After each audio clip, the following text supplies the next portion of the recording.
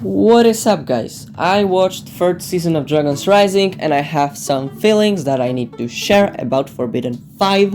If you did not watch the newest season of Dragon's Rising, which is number 3, I strongly encourage you to close this video because there is a lot of spoilers here that will spoil a lot. And yeah, it is not the best season, but still, I wouldn't like to watch anything with as much spoilers as I will put in this video. So, if everyone that is not wanting spoilers already left, let's go! So, Forbidden 5 was portrayed as this evil elemental masters, like 5 really strong evil guys, you know, enslaving races, wiping the floor with elders. Every single messed up violent crime they could commit, they already did. Twice. Or 5 times. But here is the thing, Nokt was released as first, and he was mid, you know, nothing really special, nothing really mind-blowing, not a real antagonist that is real threat to society, something like in middle of the road, you know, nothing really special but nothing really to spit on. But there was one excuse that I was placing in myself, placing in my mind, and was like, yeah, he is kind of weak, but he has this implant that Ras put on him that zaps him, so maybe that is the issue, you know? He's maybe really good, really strong, but he has this implant, so he not want to show his powers. And then the finale of season came, everything shatters. No electrical, super cool zapping thingy on his head. Nothing really cool about this scene, you know? He has most of the powers and he cannot defeat Kai!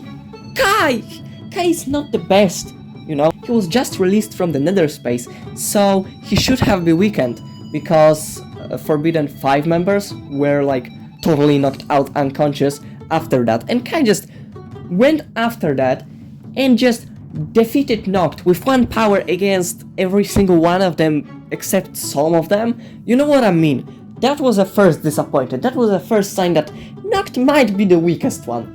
And the worst thing is that he is not even close to being the weakest one. I really despise this marketing, because there were like those really powerful guys in those tales, you know, Ras telling them that, yeah, they're really powerful, if we will, like, control them, we will win. Like, no you're not, they are weak as fuck and they cannot do shit.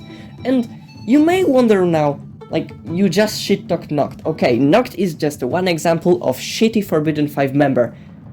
Every single one of them is either shitty or have no screen time. Let's go and shit-talk every single one of them. Next, Zark. What the fuck was that? This fight was so pathetic that normal, like, no-name Serpentine from season 1 had better fight than that. I mean, I would understand if that would be some sort of no-name Lasha or Bonsai, but no, it is Zark! It is supposed to be one of the 5 members or Forbidden 5. Guys so powerful that they did not get defeat. They were closed in the spell for years. But no, he is weak as hell. He's being fumbled with an army. Like, how in the world you are not outnumbering your opponent? Opponent did not outnumber you, and you were losing so pathetically. Buddy did not land a single noticeable hit. This was pathetic. Second one is Rox, and Rox, okay, that was kind of a, you know, her being a cocky little bastard, but still, she had wishes on her hand. She could defeat, she could, I don't know, say to Genie, hey yo, make them kill themselves, and they just jumping off in this void. End of discussion, you know, Nia and Sora being totally dead. No, let's make Sora have a chance to defeat us. And she did! Rox is a shitty character. You know, how in the world you have the most power, again, as Nokt, but instead of elemental powers you have master, you are master of wishes. It just still fumble so hard. And she is so cocky to Zark, yeah, I'm gonna kill you, yeah, you're not gonna be in Forbidden 5. It will be Forbidden 4 because you're such a weak ass. she was weaker, you know. Zark has two things on his sleeve when it comes to, you know, saying that he's not that bad, you know. First of all, he is a master of misfortune, so let's just say he, as a master of misfortune, he probably has a misfortune, you know. If you are a master of luck, you have luck. That's self-explanatory. Second of all, look at those chains. Like, could you see how they are constricting his movement a little? You know? Okay, Zark still sucks, but rocks as well. And no doubt in my mind about it. Kerr is the one of two members that I will not shit talk as much. Because Kerr did not fight serious characters.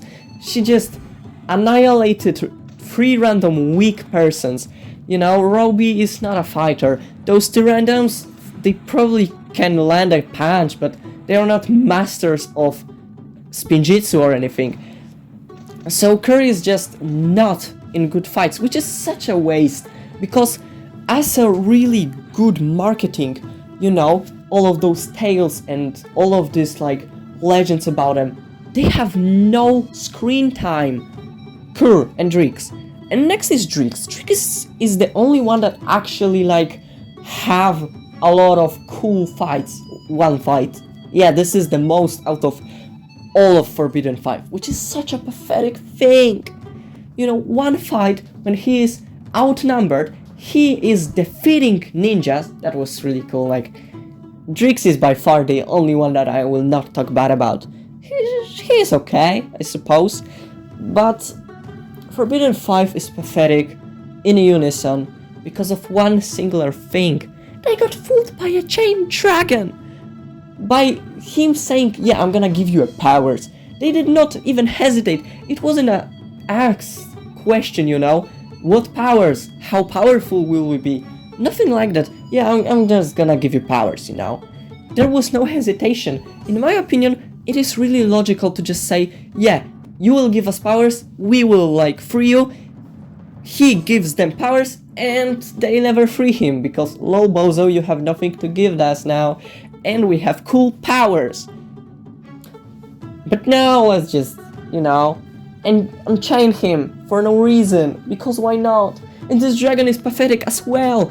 Ninjas just hit him with RGB shitty dragons with a bottle of piss on a head, and yeah, he's just done. This was a big bad guy of this half of 3rd season, because Forbidden 5 did not deliver at all. But it is just a disappointment in my opinion. This is by far the worst season of Dragon's Rising we ever had.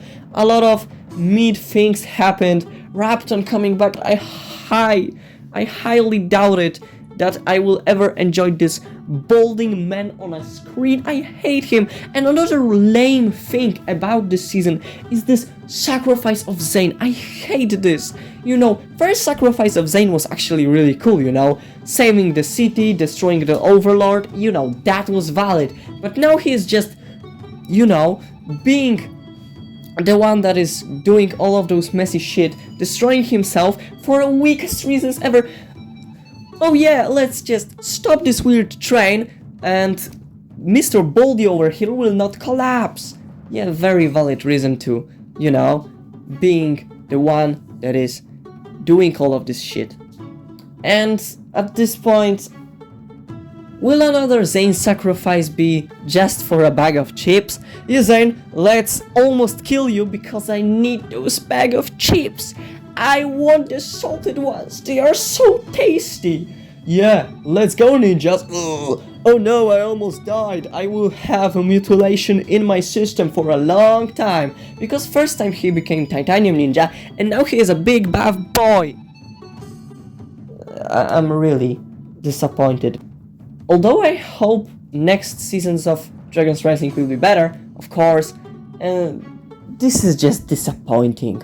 A lot of talk for new villains, and when they appear they are just even missed at all, did not have a screen time, or just weak, pathetic, lame, losery.